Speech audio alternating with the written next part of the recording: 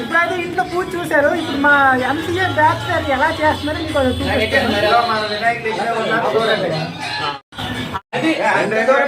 మనిషి ఒక పని చేస్తున్నారు, చేయింది తక్కువ డైరెక్షన్స్ ఎక్కువ, ఇతనికి శాతం ఏం కాదు. అంటే మనోడు పెద్ద పంతులు సీట్ అయితే సాలట్లేదు, కానీ పర్లేదు అడ్జస్ట్ అయిపోతాం.